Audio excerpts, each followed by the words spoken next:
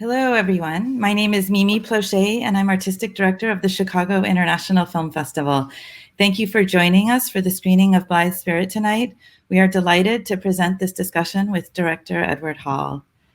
A big thank you to IFC Films for sharing this film with us. Please help to spread the word about Blithe Spirit, which will be available in theaters and on demand on February 19th. I'd like to begin by welcoming our moderator, Angel Izaguirre. Angel is the executive director of the Court Theater, where he has served since 2018. Previously, he was executive director of Illinois Humanities. Welcome, Angel. Thank you. And now the multi-award-winning Edward Hall, who has become one of the UK's most sought-after directors. As artistic director and joint chief executive of Hampstead Theatre, he revived the theatre, making an international award-winning new writing theatre. He has also directed iconic TV dramas, including Restless and Downton Abbey. Blithe Spirit is his feature film debut. Welcome, Edward. Thank you. Thank you for joining us today, to both of you. And Angel, I will hand it over to you. Thanks so much, Mimi. Edward, good morning and good evening. I assume, are you in London? Yes, I'm in South London, snowy South London, yeah. Okay, great. Well, I'm in snowy Chicago, so it's nice to connect in this way. I'm a little shy about our conversation because we're both from the world of the theater, but we're here today to talk about a film. So I'm going to try to not be too much of a theater geek, but I wonder if you would mind giving us just a synopsis of your background. I know you started in theater, but you've been working in television and now in film. Do you mind giving us some highlights? Not at all. No, I trained as an actor for 3 years, and then when I was, a teenager in my early 20s, I got interested in directing at drama school actually, and then I graduated from drama school and started directing plays. I went to Edinburgh on the Fringe. I got a job as an assistant director at Theatre Royal Stratford East in the East End of London, and I started slowly directing bit by bit. I started assisting, and probably took me 8 or 9 years before I was then scratching a living just as a theatre director. And I started working at the Royal Shakespeare Company, and I formed my own Shakespeare Company, Propeller, and we started touring, and we toured to BAM, and then I became director once in Chicago. I did a production called Rose Rage, and about 20 years ago, I'd made one documentary, which I made myself, which was on here on a Channel 4. It was an hour-long documentary. So I'd sort of learnt a little bit, didn't do film school. And about 20 years ago, when I was directing Streetcar at Studio 54 with Natasha Richardson and John C. Reilly, the powers that be in British television decided I was somehow smart enough to risk on a television drama. So finally, I got a chance to direct my first television drama, which was... and I sort of just learned from a standing start. So I'm an autodidact, if you like. That's what I am. Yeah. And slowly over the years, I then mixed my economy. I became an associate director at the National Theatre with Nicholas Heitner, and I worked there for a number of years, whilst I was also started to work in television and do television drama. And then I took over Hampstead and theatre, which I ran for 10 years, and again, I was mixing my economy all the time. There's lots of cross-fertilization between writers and actors, and I found it very, very stimulating. And then towards the end of my time at Hampstead, Blithe Spirit, which had been I've been developing for 2 or 3 years, just came to the boil quite nicely, and we just managed to finish post-production the night before the first total lockdown in wow. Britain. So yeah, that's the short story. That's the short story. I saw that production of Rose Rage, which felt so groundbreaking.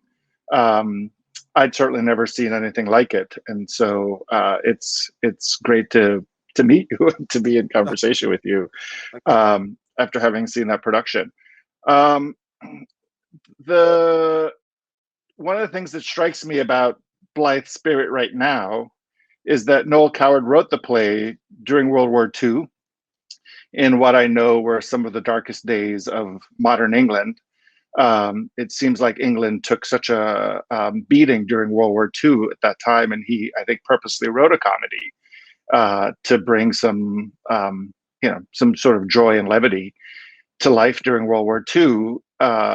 I was interested to hear about the production schedule for your production of Blithe Spirit as a film, because it feels like we're in incredibly dark days again. But it sounds like you wrapped up the film before the pandemic hit. I'm wondering, what were you thinking as you decided to recreate Blithe Spirit in contemporary times? Well, the timing is all an accident. It's a complete accident. So actually, my attitude to the adaptation and the way I came at the adaptation, I don't think that would change, because, you know, it was, simply put, it was predicated on giving the female voices in the story stronger agency. Quite often they become slightly pale in the last act sometimes of period dramas, period stories. Sometimes, very strong women start to become subservient to the plot which they have to serve. And I wanted to explore what those three women were really about, what might happen if they took over a bit in the last part of the film. So that wouldn't have changed. I think I was expecting the film to come out when we were in the darkness of the aftermath of Brexit, which, whether it's going to be in the long run a good thing or a bad thing, it's certainly there is going to be a moment, and we're starting to live through it at the moment, when we have an economic wobble as everybody readjusts. Yeah. So I was expecting, Brexit caused a huge schism in this country. The kind of schisms I think that we're all starting to experience, where you're either for something or against something. And if you're not for it, that means you're against it, and nobody's discussing anything, because people have a point of view and they stick to it, and any meeting of those two points of view just seems to radicalize people's opinions. So, and everything seems to be very reductive in terms of the way we debate things. And I think that's that has crept into the way we communicate and talk with each other. And another conversation, social media doesn't help, but for all its positive things, I think that's one of the negative things that can happen. So I think in this country we had one of those moments when there was a huge schism and quite dark. We were in a very, very dark place. And I was expecting the film to come out into the middle of that, and of course what happened afterwards, everything became delayed, and we found ourselves where we are now. And I think the same thing is still true of the story and why he wrote it. He wrote it to give people a little bit of relief from a dark moment. But he was very mindful of the fact that he was writing at a moment when people were in the middle of great loss, were suffering great pain. And I think the one thing we know from the pandemic we've been going through is that people walking down the street, you see everybody has a story.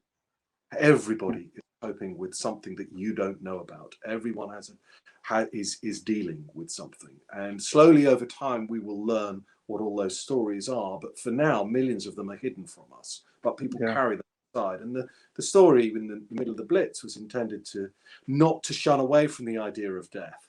So how do I write a comedy when actually this is what is dominating people's lives? So I'll write a comedy about death, but I'll write a comedy where death is actually just a change of state, a new beginning, not an ending. So that's what he did, I think, liminally, and it took him 6 days only to write. He wrote it in 6 days, and it's his most popular and enduring play. It's interesting to think about you making this film with Brexit on your mind. We in the United States, of course, have been living through our own 4 years of sort of intense division leading into a pandemic, which has made it feel like even darker days. So I think perhaps the feeling between the United States and England may not be so different, even before the pandemic.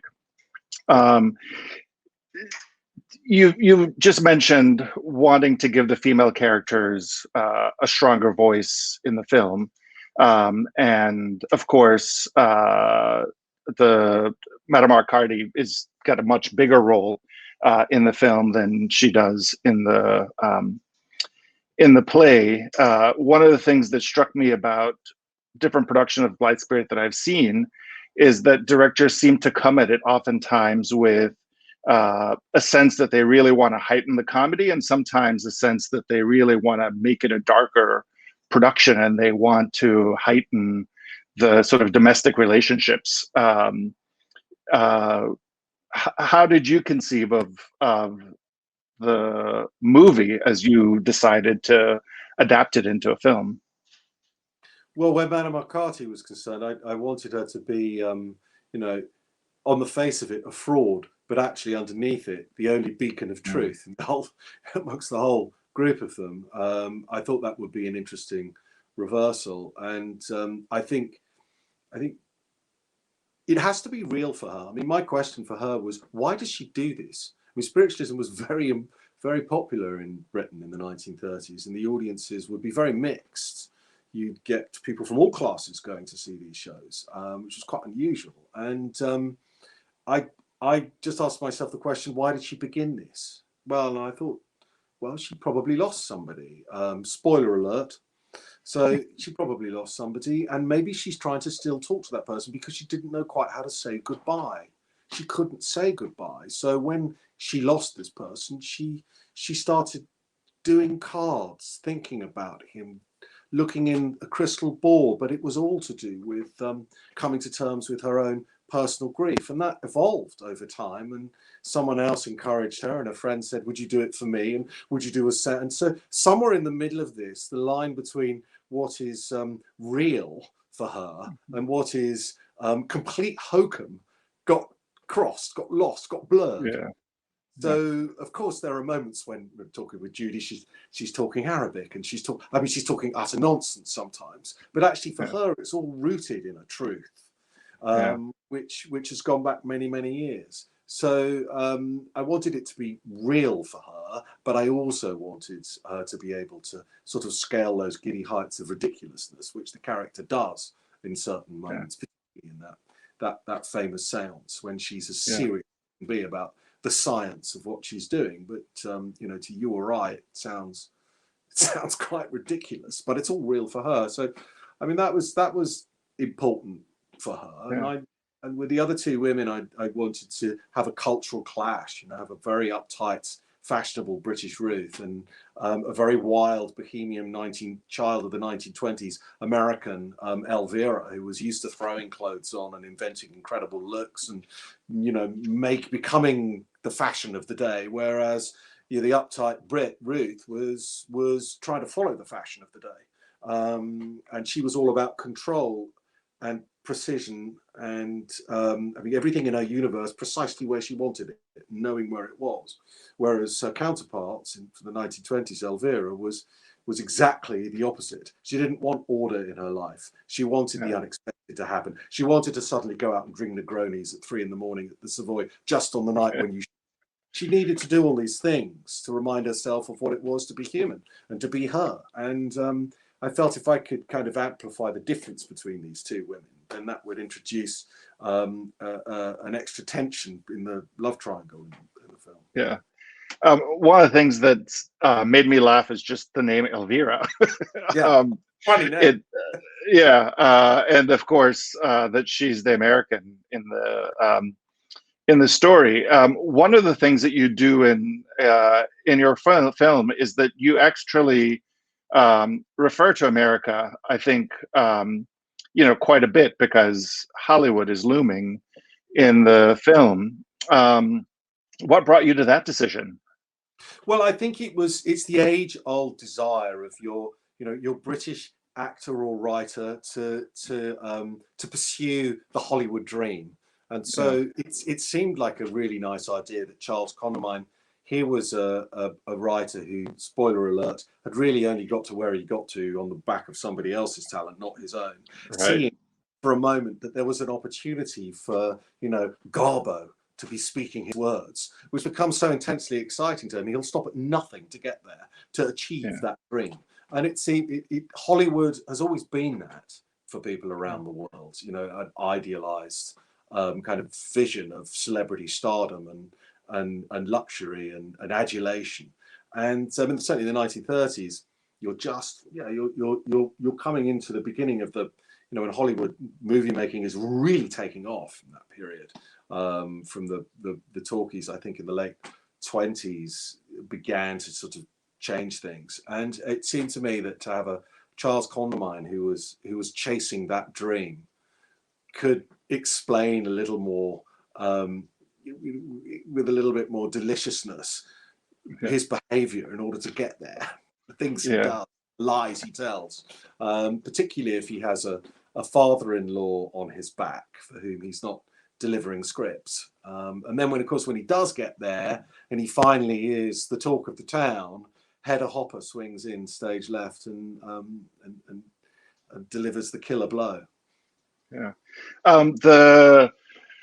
The visual design of Blithe Spirit is just fantastic. It's so beautiful and it's so fun. I saw some in excuse me for saying this, but I saw some Edgar Allan Poe in it. The house, which is so deliciously sort of futuristic and Hollywood, but at the same time Art Deco. I was struck by the fact that each room had its own color. It reminded me of the short story Mask of the Red Death. Yeah. I just, it made me think of Plague again, but in a really fun way. I was wondering if you might talk a little bit about your approach to the design of the show. I also was really struck by the cliff that Ruth drove off of. Spoiler alert, as you say. But how did you come to the design for the movie? Well, I said to John Paul Kelly, the production designer, I said I wanted, firstly, I wanted the journey of watching the movie to be like taking a holiday to somewhere else in the past that you wish you could go to.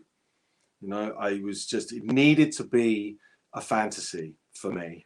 So it needed to be, every frame needed to be carefully polished, planned, and the colors of the background extras, their umbrellas next to the color of the car, everything had to be authored for me so that the cumulative effect of that could feel like you had gone away to a fantasy place, but somewhere that could exist and you could allow it to exist in your head for 90 minutes.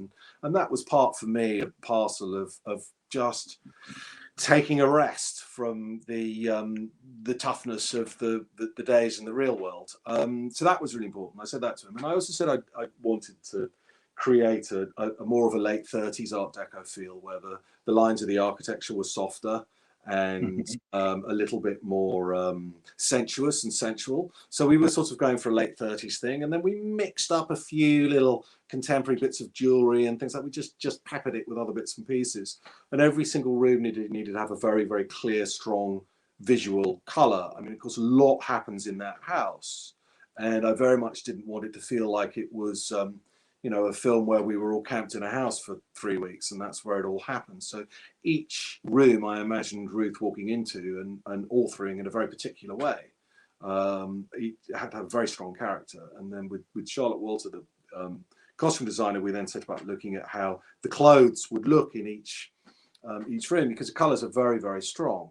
They're very brave. So everything's to be sort of carefully built around that, so everything blends and works as a whole. So I mean, that's part of the joy for me of preparing a film, even though we shot it in only 6 weeks, which is very, very fast. We had 8 or 9 weeks of prep, and a lot of the prep time for me was spent storyboarding and looking at colors of paint and clothes and lens sizes, and just to try and create a really rich, colorful, fun place that you recognized but felt slightly different. Another thing that really struck me in the film is the way in which the 3 women characters sort of help one another get to a new place. The scene in which Elvira sort of puts something in the champagne or the drink that Ruth is drinking at the anniversary party, and Ruth takes off all of her takes off her outer clothes anyway and starts to dance to jazz and dances through the waiting pool. There's a kind of freedom, I think, that comes to her in that moment, which perhaps is meant to be embarrassing, but actually feels like a kind of freedom. And then another major spoiler alert is that, eventually those two women drive over Charles's body, literally. How did you decide to eventually shape the relationship of the three women? Because even though Madame Acarti doesn't end with them in the film, where she ends is as a result of the two of them also. I'm curious about how you thought about their journey together, and then Charles's, which is very different than in the play. I certainly thought with Madame Acarti, you should just discover that, oh, I've been laughing at her because I think she's a fraud, when actually, oh, she has much more integrity than anybody else. Yeah. Understand why she's doing. I mean, that was quite simple and easy and quick to sort of focus on. But the two women, it's slightly different, because those three characters, Charles, Elvira, and Ruth, are, and this was Noel's big secret. They were narcissists of the greatest order. So all three of them could only see the world from their point of view. They were narcissistic sociopaths. They could not understand. They couldn't feel anything for anybody else other than for themselves. It didn't occur to them that people would feel anything that they wouldn't feel. Quite hard to play and act, but very funny when you collide them together. And part of the way the comedy, the comic, I think, mechanics of the story, how it works is when one of them tries to do something in order to take the other one down, it actually has the reverse effect. So I think that example you pick, dropping some, some speed into Ruth's drink, tries to embarrass her, it actually kind of liberates her. And although she makes a fool of herself at her anniversary party, people think it's quite funny. And then she ends up dragging her husband upstairs and taking him to bed. She doesn't quite consummate the afternoon because she passes out, but it sort of just throws the shackles off. And then the flip of that is Elvira cashes in a night of passion, and then Ruth wakes up and can't remember anything, but thinks Charles was a bit noisy the night, remembers him making noises. And then, of course, she finds out that what is going on with Elvira, because Elvira's relationship with Charles reignites his libido in a ironic way. So he wants to push the two single beds together again, and somehow in Elvira having an affair with Charles does the opposite from what she wants. It brings him closer to Ruth, because and I think that's just a very, very, that's messy and interesting, and that's what life is. It is messy. There are no clear divisions in relationships. There are no straight lines, and I thought that I very much wanted to try and keep the cause and effect interesting between the three of them. Each time somebody did something in order to stop somebody, it actually encouraged them, and vice versa. So, and of course, in the end, coming back to your question about the cliff, the ultimate one in the film is Elvira wants to get rid of Ruth, but wants to steal Charles forever. So decides if she kills him, then that'll be it. Ruth won't have him anymore. And of course, Ruth is the one who dies, and so she's stuck with the wife, so which is a disaster for her. And coming back to your question about how we came up with the accident, in the play, you don't see it happen, of course. The brakes fail, she hits a tree, I think, goes off a bridge. And I just wanted something with a bit of comic scale. And John Paul Kelly just drew a little, we were talking about it, and he just drew a little pencil sketch on a bit of paper and then sent me a photograph of it. He put a car going over the White Cliffs at the Seven Sisters. I said, that's it. That's what you want. And a big long shot, a tiny car just going into the sea. So that's how that came about. Yeah. Charles is sort of, his character flaws, you really sort of hone in on his being fraudulent, and couple that with, sort of a lack of virility. How did you come to that approach for Charles? Well, I think it's just a question of trying to amplify the original story, which is, here is a man with writer's block, and writer's block is a terrible thing for anybody who writes to have. And worse than that, here is a man who was lauded as a great writer who suddenly can't do it anymore.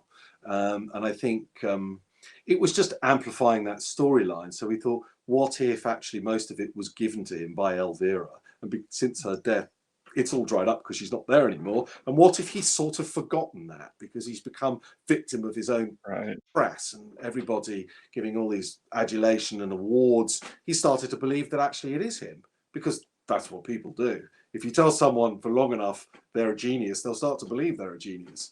And that's what's happened to him. And I thought it would be interesting if at the beginning of the film you started with him at an absolute peak of that crisis, where he hadn't written anything for years. He'd been paid for a script he hadn't delivered.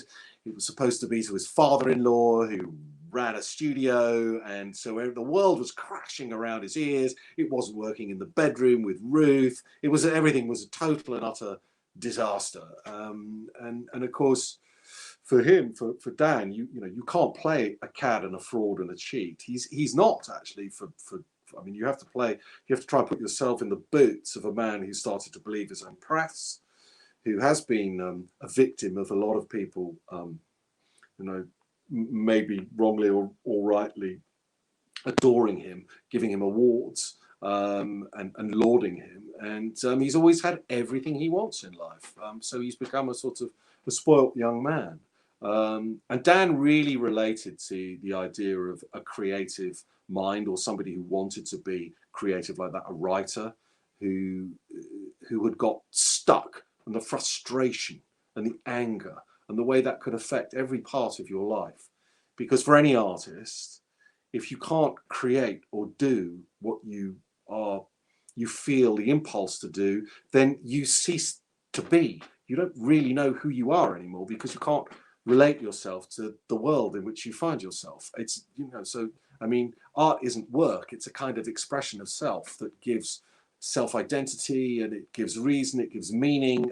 It's all of those things, which is hence the tortured artist. And I think Dan really got that, and he really understood actually that the solution to that character's problems lay in achieving Hollywood fame. And if he could do that, the end justified the means, and everything would be all right. And if you could just keep going, like the gambler who says, just one more bet, he'll get there. And of course he doesn't in the end, and comes unstuck in spectacular. The casting of Blithe Spirit is just delicious. I mean, just when I read who had been cast, I was excited to see what those people together would do. You've directed Downton Abbey, and of course, Dan Stevens was in that television show. I mean, Judi Dench. I mean, who wouldn't cast Judi Dench in a Noel Coward or in a film adaptation of a Noel Coward play? How did you manage casting? What was that process like? Well, I hadn't actually worked with Dan before, but I'd seen, because he wasn't in my episodes of Downton, but I'd seen him in a production of Hay Fever just after he'd left drama school, which Judi was in the West End. And I knew he was a brilliant comic actor. I knew he had extraordinary stage chops and stage talent. And of course, his screen work spoke for itself. And so I felt he'd be wonderful to play this part, because I needed an actor who could deal with lots of dialogue and text, but someone with wit, and somebody who kind of understood the period and could make it feel contemporary and real and not archaic. And so that was that was a sort of beeline for me. And I think with Ruth, that character can be quite square, can be quite hard to lift off the page in the stage play. So I was quite keen with the arc of the character to give her a really big journey from sort of uptight fashion princess to a woman who'd suddenly let her hair down and discovered she didn't need this man anymore, and what was she doing, and she could go out and see the world and live life. And I wanted an actress who could play the period, who understood the elegance of it, but who could do things and scenes that you would never quite expect. And that was Isla Fisher. She's such an original and witty performer. So that was a slam dunk from me. And Elvira had to be that bohemian American glamorous woman, a sort of Peggy Guggenheim acolyte from the 1920s who'd come over to Britain, and a comic actress of great improvisational quality and great fun and naughtiness and improvisational qualities, and that was Leslie for me. And so it all said that the process of pulling the project together to pre-production was quite lengthy, but actually once we got it together, it's just going out to cast and getting people was pretty fast actually. Yeah. Who was the first actor cast? It was Judi, because I went to Judi and I sent her the script and just said, this is who I imagine Madame Acarti, and so that was the first person that cast. I should know this, but have you directed Noel Coward's plays as theater? No, never. No, I never have. I've done Somerset Maugham, Terence Ratton, some others of that around that period, but not Noel Coward. No. Okay. At Court Theatre, we're producing Othello this summer, and Charlie Newell, the artistic director of Court, is directing that production. But of course, in the United States, we don't expect to be able to have more than 40 to 50 people in the theater at that time. Yeah. So we're really directing for the camera. And we've found that we've had to change our production team really significantly as a result. Our design team and our production team. You, of course, have a long history of directing for the stage, and then a history of directing for television. And now I think this is your feature debut. What are some of the things you had to consider in directing a film that's different from directing for the stage? Well, it's a good question, because I'd actually encountered all those things making various television dramas over the last sort of 15 or 16 years. And I think the process is slightly different, but actually in both mediums you have a vision and an idea of how you want, how you see a story, how you feel it and believe it.